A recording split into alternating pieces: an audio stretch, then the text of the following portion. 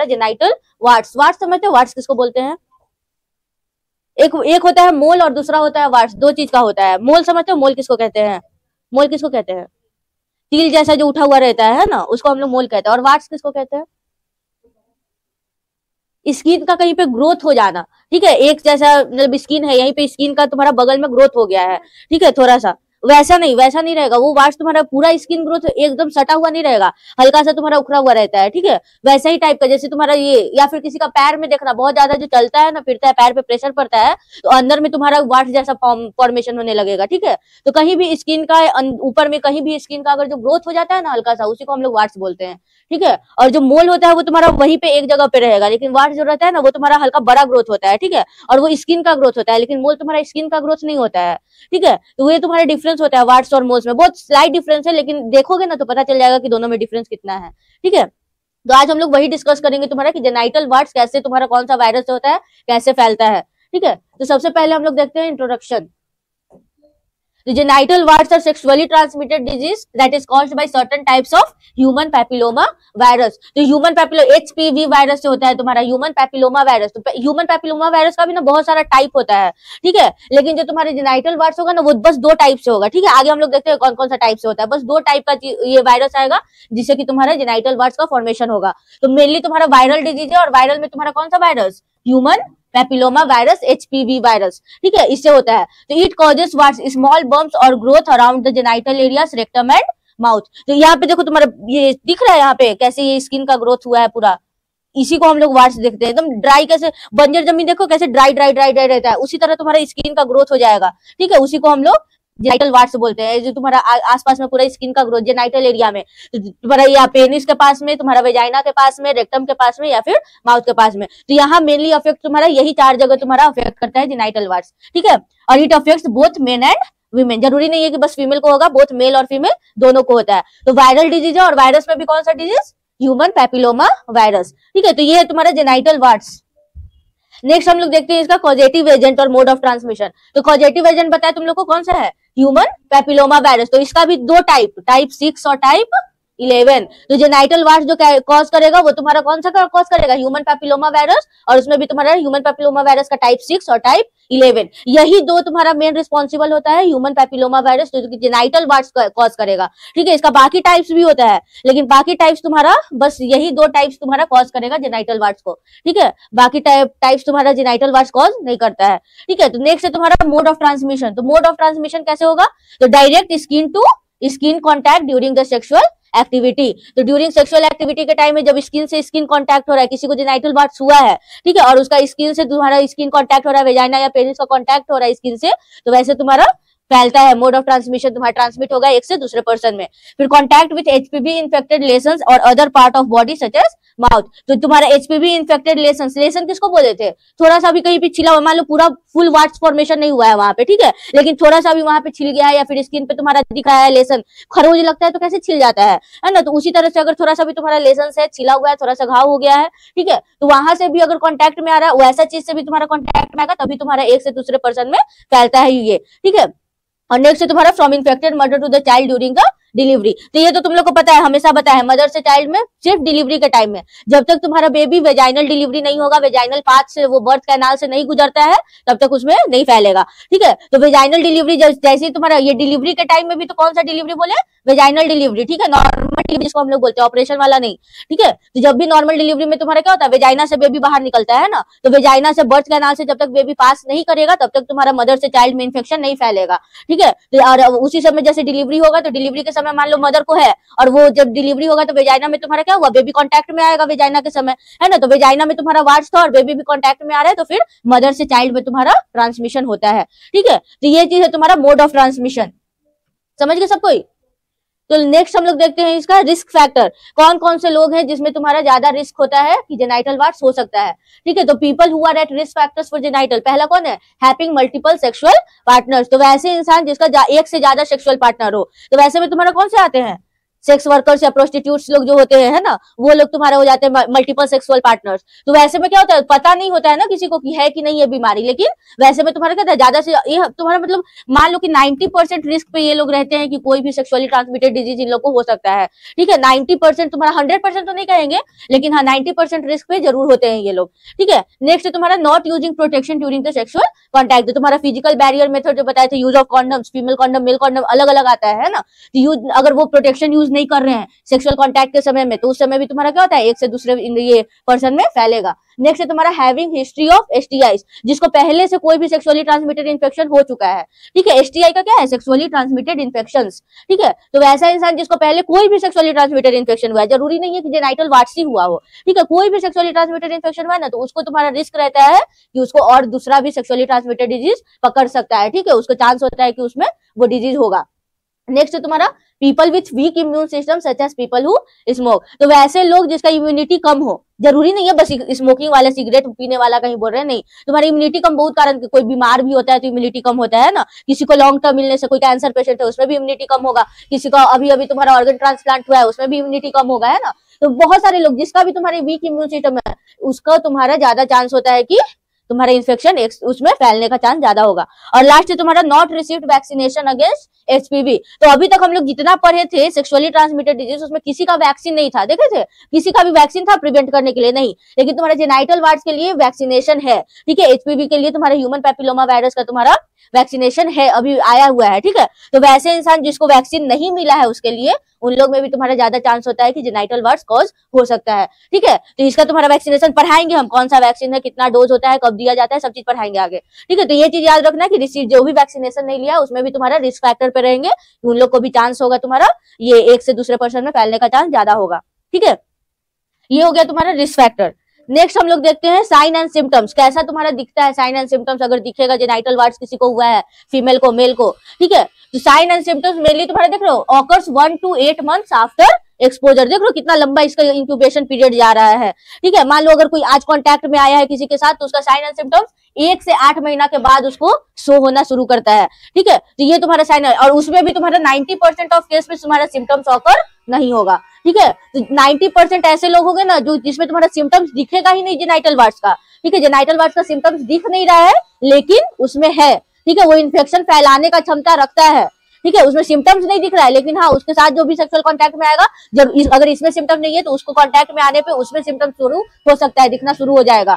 ठीक है, तो ये जरूरी नहीं है कि जिसमें सिम्टम्स नहीं है वो ट्रांसमिशन नहीं करेगा, नहीं, जिसमें सिम्टम्स नहीं दिख रहा है ना उससे भी तुम्हारा ट्रांसमिशन होता है। दरवाजा लगा दो तो।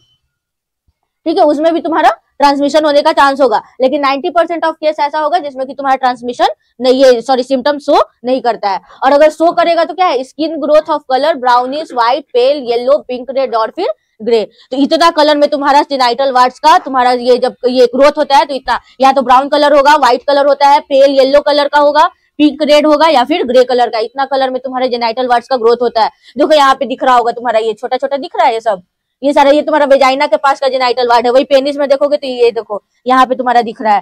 ठीक है, तो ऐसे करके तुम्हारे स्किन का ग्रोथ होता है। ठीक है, तो वही चीज, और स्किन का ग्रोथ होगा तो कलर भी तुम्हारा जरूरी नहीं है कि एक ही कलर में रहेगा, नहीं, सबका कलर अलग अलग हो, ब्राउन हो गया, व्हाइट है, येलो है, तुम्हारा पिंक है, रेड है, ग्रे कलर, कैसा भी कलर का तुम्हारे जेनाइटल वार्ड्स का फॉर्मेशन होता है।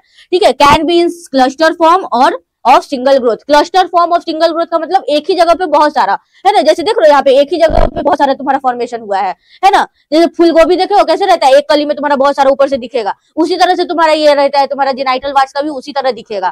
ठीक है, तो क्लस्टर फॉर्म, क्लस्टर मतलब गुच्छा के फॉर्म में रहेगा। ठीक है, एक ही जगह पे गुच्छा के फॉर्म में। नेक्स्ट तुम्हारा ईचिंग एंड बर्निंग सेंसेशन, तो जहां भी जेनाइटल वार्ड्स होता है वहां पे तुम्हारा खुजली हो रहा है या फिर जलन देना शुरू होता है। ठीक है, और मे नॉट बी पेनफुल, तो दर्द कर भी सकता है या फिर दर्द नहीं भी कर सकता है। ठीक है, तो दर्द नहीं करता है इसी वजह से ज्यादा ये तुम्हारा इग्नोर हो जाता है। ठीक है, दर्द करेगा तो तुम्हारा ट्रीटमेंट के लिए सब जाएगा, लेकिन जब दर्द नहीं करता है ना तो इग्नोर कर देता है बहुत कोई। ठीक है, और प्लस तुम्हारा फैलता ज्यादा दूर नहीं है ना, बस उतना ही दूर रहेगा। ये नहीं है कि अगर यहाँ पे हुआ है, मान लो अगर हाथ पे हुआ है तो पूरा बॉडी में फैल रहा है, या फिर वेजाइना के पास में हुआ है तो पूरा बॉडी में फैल रहा है, नहीं, बस उतना ही दूर में रहता है। ठीक है, इसी वजह से और ज्यादा इग्नोर किया जाता है उस चीज को। तो ये चीज हो गया तुम्हारा साइन एंड सिम्टम्स, अगर जेनाइटल वार्ड्स किसी को भी हुआ है तब। समझ गए सब कुछ साइन एंड सिम्टम्स? तो नेक्स्ट हम लोग देखते हैं डायग्नोस्टिक टेस्ट। कैसे पता करेंगे कि जेनाइटल वार्ड्स है कि नहीं है पेशेंट को, ठीक है, क्योंकि बहुत सारे देखिए कि 90% केस में तुम्हारा सिम्टम्स भी नहीं आ रहा है ना, तो फिर कैसे पता करोगे? तो एक तो तुम्हारा रेगुलर स्क्रीनिंग किया जाता है पहले, ठीक है, और दूसरा जो तुम्हारा ये टेस्ट किया जाता है, पहला है तुम्हारा कॉल्पोस्कोपी। कॉल्पोस्कोप तुम्हारा एक इंस्ट्रूमेंट होता है, ठीक है, और वो तुम्हारा क्या होता है, instrument is used to check for the warts in the cervix that are not visible with naked eye, मतलब आंख से देखने से जो विजिबल नहीं है उसके लिए हम लोग कॉल्पोस्कोप का यूज करते हैं। ये कॉल्पोस्कोप इंस्ट्रूमेंट होता है, ठीक है, और उस मेथड को हम लोग कॉल्पोस्कोपी बोलते हैं, ठीक है। तो कॉल्पोस्कोप इंस्ट्रूमेंट क्या करते हैं, तुम्हारे वेजाइना में इंसर्ट करके और अंदर में वेजाइना के, जरूरी नहीं है कि बस बाहर लेयर में ही रहे, नहीं, वेजाइना के अंदर में, रेक्टम के अंदर में भी हो सकता है, ठीक है। तो इसीलिए वो इंस्ट्रूमेंट को क्या करता है, वेजाइना के अंदर इंसर्ट किया जाता है और अंदर इंसर्ट करके अंदर का एरिया को देखा जाता है कि वहां पे तुम्हारा वार्ड्स का फॉर्मेशन है या नहीं है, ठीक है। उसी को हम लोग कॉल्पोस्कोपी बोलते हैं, उस प्रोसीजर को हम लोग कॉल्पोस्कोपी, और अगर इंस्ट्रूमेंट का नाम बोलोगे तो कॉल्पोस्कोप इंस्ट्रूमेंट यूज किया जाता है, ठीक है। नेक्स्ट है तुम्हारा पैप टेस्ट, ठीक है। तो pap test, scraping of the cells from cervix is done to check for the presence of HPV virus. तो पैप टेस्ट में क्या करता है, तुम्हारा सर्विक्स से स्क्रैप करेगा, सेल्स को वहां से खरोच के निकाला जाता है, ठीक है। तो सर्विक्स में, वेजाइना के अंदर सर्विक्स, ठीक है, तो सर्विक्स में जाके तुम्हारा वहां पे ये इंस्ट्रूमेंट से उसको खरोच के वहां का सेल्स को निकालते हैं और फिर उसको चेक किया जाता है तुम्हारा वायरस का प्रेजेंस के लिए, ठीक है। लैब में फिर उसको एचपीवी ह्यूमन पैपिलोमा वायरस का प्रेजेंस के लिए हम लोग चेक करते हैं कि प्रेजेंस है कि नहीं है, ठीक है। उसी को हम लोग पैप टेस्ट बोलते हैं। तो पैप टेस्ट का मतलब वही हुआ, तुम्हारा जो स्क्रैप कर रहे हैं ना सर्विक्स से, जो सेल हम लोग स्क्रैप करके निकाल रहे हैं, उसी को हम लोग पैप टेस्ट बोलते हैं, ठीक है। और थर्ड है तुम्हारा एनल पैप टेस्ट, ठीक है। तो एनल पैप टेस्ट मेनली तुम्हारा मेल पेशेंट्स के लिए किया जाता है, ठीक है, जो कि रेक्टम के थ्रू करते हैं, ठीक है, एनस के थ्रू किया जाता है। तो is done for the male patient, scraping of the cells from the rectum is done and check for the presence of virus. तो जो पैप टेस्ट ये फीमेल सर्विक्स का मतलब क्या हुआ है, तुम्हारा फीमेल के लिए, ये दोनों चीज तुम्हारा फीमेल के लिए यूज हो गया है ना, सर्विक्स तो फीमेल में ही होता है ना, मेल में तो होता नहीं है सर्विक्स। तो जहां भी तुम्हारा सर्विक्स लिखा हुआ है ये दोनों फीमेल के लिए हो गया। तो अगर मेल में हम लोग चेक करेंगे तो मेल में फिर तुम्हारा एनल पैप टेस्ट, ठीक है। तो रेक्टम में तुम्हारा वो इंस्ट्रूमेंट डाल के वहां से सेल्स को कलेक्ट किया जाता है, ठीक है, स्क्रैच करके बाहर निकालते हैं और वो सेल्स को फिर चेक करते हैं हम लोग, ये एचपीवी वायरस प्रेजेंट है या नहीं है उसके लिए, ठीक है। तो वैसे करके तुम्हारा पता चलता है कि पेशेंट को तुम्हारा जेनाइटल वार्ड्स है या नहीं है। और लास्ट है तुम्हारा बायोप्सी। तो बायोप्सी में क्या करते हैं, tissue collected is also checked for the cancerous symptoms. तो जो टिश्यू हम लोग ये तीनों टेस्ट में कलेक्ट कर रहे थे, था ना, सेल्स और टिश्यू को वहां से स्क्रैच करके निकाल रहे थे, तो उस टिश्यू को हम लोग बायोप्सी के लिए भी भेजते हैं। बायोप्सी का मतलब क्या हुआ, तुम्हारा बायोप्सी मेनली चेक किया जाता है उस चीज के लिए, क्या की चीज के लिए, तुम्हारा मेनली कैंसरस सेल है कि नहीं है उस चीज के लिए चेक करते हैं, ठीक है। तो बायोप्सी में हम लोग वही देखते हैं, जो टिश्यू या सेल्स जो हम लोग स्क्रैच करके निकाले हैं, ठीक है, उसमें कोई भी कैंसर का लक्षण दिख रहा है या नहीं दिख रहा है, ठीक है, वो चीज के लिए हम लोग फिर उसी को बायोप्सी के लिए देखते हैं, ठीक है। However it does not cause cancer. ऐसे बहुत सारा केस में देखा गया है कि ये तुम्हारा कैंसर लीड नहीं करता है, ठीक है। टाइप 6 और टाइप 11 वायरस तुम्हारा कैंसर लीड नहीं करता है, लेकिन ह्यूमन पैपिलोमा वायरस का और भी टाइप है जो कि तुम्हारा कैंसर लीड करता है, सर्विक्स कैंसर, सर्वाइकल कैंसर होता है, ठीक है। लेकिन ये तुम्हारे जेनाइटल वार्ड्स का अगर बात करोगे तो उसमें तुम्हारा कैंसर होने का चांस 9 के बराबर होगा, ठीक है। तो ये चीज होता है तुम्हारा डायग्नोस्टिक टेस्ट, समझ गए चारों डायग्नोस्टिक टेस्ट। बोलो कॉल्पोस्कोपी, देखो कॉल्पोस्कोपी तुम्हारा ना एक इंस्ट्रूमेंट जैसा होगा, ठीक है। फीमेल का वेजाइना रहता है, तुम्हारा यूट्रस पर होगे, तुम्हारा यूट्रस का ये शेप देखोगे तो यहाँ पे जो तुम्हारा लास्ट क्या होता है, यहाँ पे अंदर का जो देखो फीमेल रिप्रोडक्टिव दो पार्ट में डिवाइड होता है, एक एक्सटर्नल दूसरा इंटरनल, ठीक है। तो एक्सटर्नल अगर रिप्रोडक्टिव फीमेल रिप्रोडक्टिव का बात करोगे तो उसमें vulva, vagina, labia majora, minora, जो बाहर का स्ट्रक्चर होता है जो बाहर से दिख रहा है वो चीज आएगा। और इंटरनल का बात करोगे तो फिर तुम्हारा फैलोपियन ट्यूब, यूट्रस, वेजाइना, ये सर्विक्स, यहाँ पे सबसे पहले तुम्हारा सर्विक्स होगा, उसके बाद यूट्रस, फैलोपियन ट्यूब, ये फंडस, ये सारा चीज आता है, ठीक है, ये इंटरनल में। तो जब तुम्हारा वेजाइना बाहर में तुम्हारा क्या हुआ, वेजाइना आ गया, ठीक है, ये तुम्हारा वेजाइना आ गया और उसके बाद फिर तुम्हारा अंदर में सर्विक्स आ गया। तो कॉल्पोस्कोपी में क्या करता है, तुम्हारा वेजाइना के थ्रू, कॉल्पोस्कोप एक इंस्ट्रूमेंट होता है, ठीक है, उस इंस्ट्रूमेंट को वेजाइना के थ्रू इंसर्ट करेगा और इंसर्ट करके यहाँ तुम्हारा सर्विक्स तक लेके जाएगा, ठीक है। और सर्विक्स तक ले जाने के बाद वहां से तुम्हारा सेल्स को स्क्रैप करके बाहर की तरफ निकाला जाता है, वहां से टिश्यू को जैसे खरोचते हैं कोई चीज, तो कैसे स्किन को खरोच दिया वहां से, स्किन को कबाड़ दिया वहां से, है ना। तो उसी तरह से तुम्हारे यहाँ का जो सेल्स होगा ना इंटरनल, उस सेल्स को हम लोग खरोच के बाहर निकाला जाता है, ठीक है। और वो सेल्स को फिर लैब में चेक किया जाता है तुम्हारा वार्ड्स का प्रेजेंस के लिए, वो वायरस का प्रेजेंस के लिए, ठीक है कि नहीं है। तो उसी को हम लोग, उसी प्रोसीजर को हम लोग कॉल्पोस्कोपी बोलते हैं, समझ गए। तो ये चीज था तुम्हारा डायग्नोस्टिक टेस्ट। नेक्स्ट हम लोग देखते हैं मैनेजमेंट और ट्रीटमेंट, कैसे हम लोग उसको मैनेज कर सकते हैं या फिर कैसे हम लोग उसको ट्रीट कर सकते हैं, ठीक है।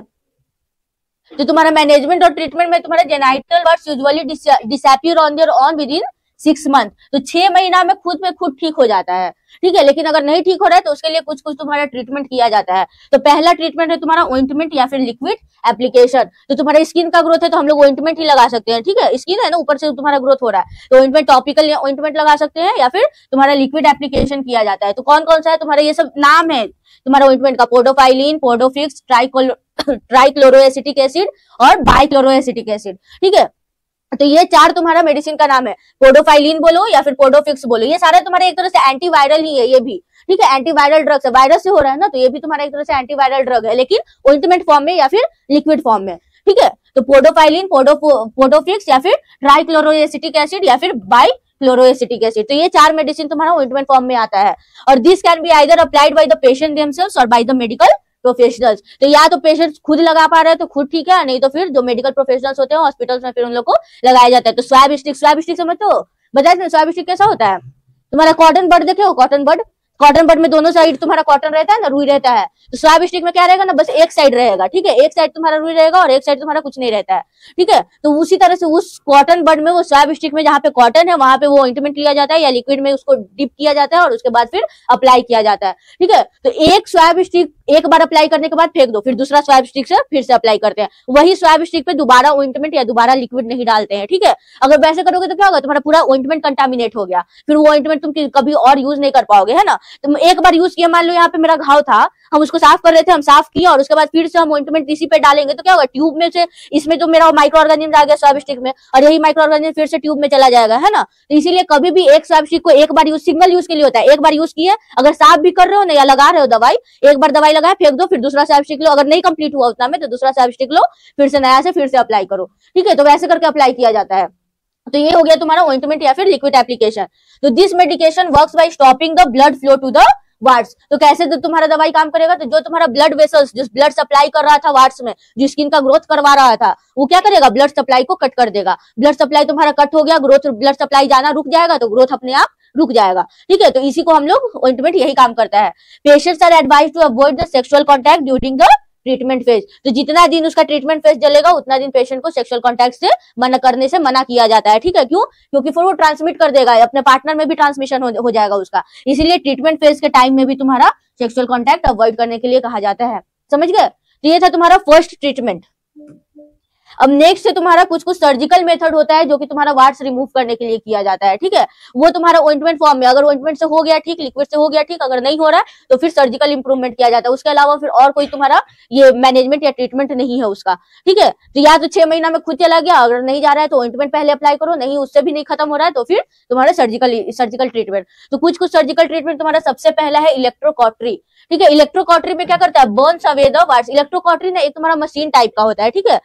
मशीन के साथ ना एक तार जुड़ा हुआ रहेगा और वो तार में आगे में तार तुम्हारा एक, जैसे क्या बताएं, ये स्क्रू ड्राइवर देखे हो कैसा रहता है या फिर टेस्टर, उसी तरह का इलेक्ट्रोकॉटरी भी रहता है। तुम्हारा पीछे से तार रहेगा और आगे में ना एकदम पतला सा तुम्हारा नुकीला जैसा रहेगा। वो चीज क्या करता है ना, उसमें तुम्हारा इलेक्ट्रिक सप्लाई होता है, ठीक है। इलेक्ट्रोकॉटरी होता है वो मशीन, वो तुम्हारा इलेक्ट्रिक सप्लाई होगा और वो मशीन में तुम्हारा आगे में जाके उसको बर्न करता है, जला देता है, ठीक है। और जला देगा तो तुम्हारा क्या होगा, जैसे ही तुम्हारा वार्ड सारा जल गया वहां पे, तो वार्ड अपने आप खत्म हो जाएगा, फिर से वो ग्रोथ नहीं होगा। प्लस वहां का ब्लड वेसल्स भी तुम्हारा क्या होता है, सप्लाई को रोक दिया जाता है, ठीक है। वैसे ही तुम्हारा इलेक्ट्रोकॉटरी सर्जिकल में करते हैं, सर्जरी में, ठीक है।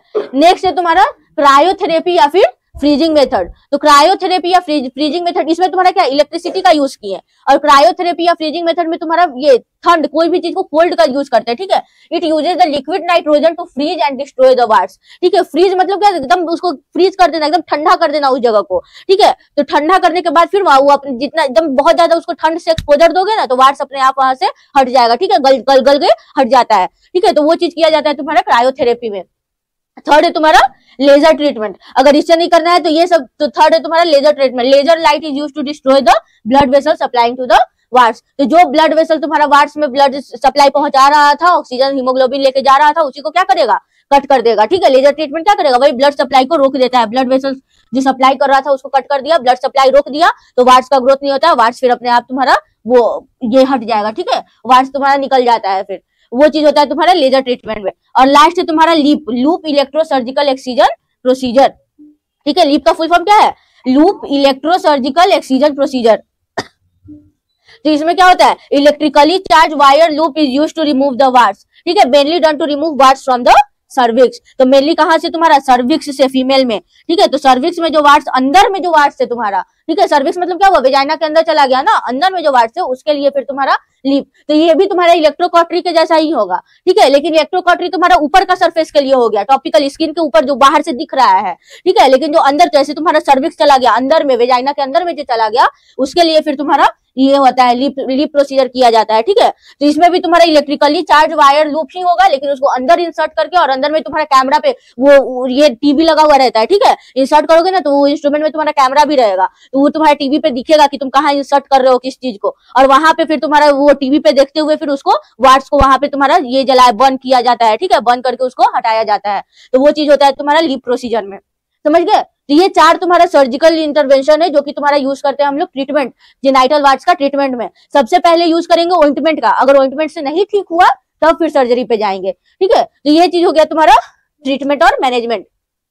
नेक्स्ट है तुम्हारा प्रिवेंशन। प्रिवेंशन मतलब कैसे हम लोग प्रिवेंट कर सकते हैं कि एक से दूसरे में नहीं फैले, या फिर ये हमको कभी नहीं हो, एसटीडी कोई भी जेनाइटल वार्ड्स नहीं हो उसके लिए। तो बेस्ट वे क्या है तुम्हारा, वैक्सीन लेने के लिए, ठीक है। बोले ना कोई भी एसटीडी का वैक्सीन नहीं है, लेकिन बस यही एक एसटीडी है जिसका वैक्सीन अभी अवेलेबल है तुम्हारे पास, ठीक है। तो सबसे बेस्ट तरीका है कि वैक्सीन ले लो, ठीक है। तो वैक्सीन अवेलेबल तुम्हारा 2 फॉर्म में आता है जेनाइटल वार्ड्स का वैक्सीन। एक तुम्हारा नाम आएगा गार्डासिल 9 करके नाम आएगा, या फिर HPV 9 वैक्सीन, ठीक है। 2 नाम से ये वैक्सीन आता है, HPV 9 या फिर गार्डासिल 9। ये 2 नाम से तुम्हारा वैक्सीन आएगा, और ये दोनों वैक्सीन कब देते हैं, 2 डोज में दिया जाएगा। तो पहला डोज 8 साल पे और दूसरा डोज 9 साल पे, ठीक है। बच्चा में नहीं, जब 8 साल का हो गया, 8 इयर्स का जब हो गया तब उसको फर्स्ट डोज मिलेगा, और सेकंड डोज जब 9 ईयर का। तो जरूरी नहीं है कि 8 साल और 9 साल पे जो नहीं लिया है अभी नहीं ले सकता है, नहीं, ठीक है। ये तुम्हारा स्टार्टिंग है, 8 साल और 9 साल तुम्हारा स्टार्टिंग एज है। अगर अभी भी कोई मतलब 25 साल है, 26 साल हो गया है, अभी तक नहीं लिया है वैक्सीन, तो अभी भी तुम ले सकते हो, कोई हानि नहीं करेगा वो चीज, ठीक है।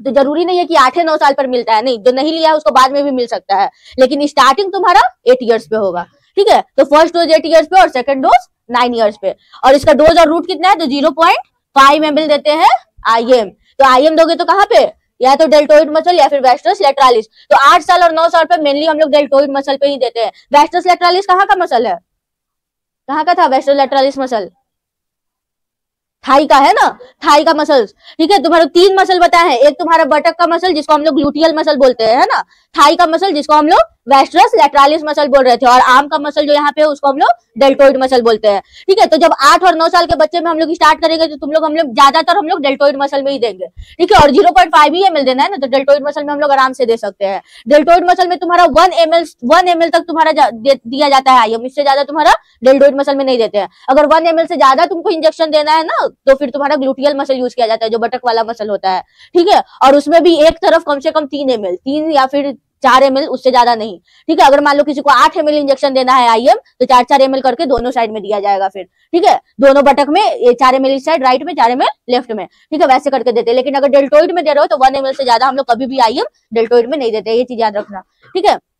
1 या फिर 1 से 2 तक भी जा सकता है, 1 to 2 ml तक भी जा सकता है, लेकिन उससे ज्यादा नहीं, ठीक है। तो ये चीज है तुम्हारा प्रिवेंशन, डोज और रूट, ठीक है। 0.5 ml देंगे, IM दिया जाता है कहाँ, मेनली तुम्हारा डेल्टोइड, वेस्टर्स लैटरालिस या फिर डेल्टोइड। तो ज्यादातर तुम्हारा कॉमन यूज होने वाला तुम्हारा डेल्टोइड मसल है, ठीक है, यहाँ तुम्हारा सबसे कॉमनली। तो ये चीज है तुम्हारा प्रिवेंशन। और बाकी फिर प्रिवेंशन में तुम्हारा वही हो गया, कॉन्डम का यूज करना है, फिजिकल बैरियर्स है ना, जो या फिर किसी के साथ तुमको सिम्टम देख रहा है तो उसके साथ सेक्सुअल कांटेक्ट में नहीं आना है। बेस्ट वे और भी है कि तुम सेक्सुअल कांटेक्ट में आओ ही नहीं, जब तक नहीं आओगे तब तक ट्रांसमिशन भी नहीं होगा, ये चीज भी है। तो वही सब है तुम्हारा कॉमन जो प्रिवेंशन बाकी सब में पढ़े वही प्रिवेंशन है, और इसमें बस एक्स्ट्रा एक यही प्रिवेंशन है जो कि तुम्हारा वैक्सीनेशन इंक्लूड करता है, ठीक है। तो HPV वैक्सीन भी बोलोगे ना कहीं जाके कि HPV वैक्सीन चाहिए, तो वो भी तुमको मिल जाएगा, ठीक है। प्लस ये तुम्हारा गवर्नमेंट की तरफ से कैंपेन भी किया गया था एक बार, ठीक है, ह्यूमन पैपिलोमा वायरस का वैक्सीन दिलाने के लिए। तो वो ह्यूमन पैपिलोमा वायरस 9 वैक्सीन जो है ना, ये तुम्हारे जेनाइटल वार्ड्स के लिए है, लेकिन बस HPV वैक्सीन देखोगे ना तो वो सारा टाइप के लिए आता है, तुम्हारा कैंसर को भी प्रिवेंट करता है वो चीज, ठीक है। तो ये है तुम्हारा बेस्ट प्रिवेंटिव मेजर्स।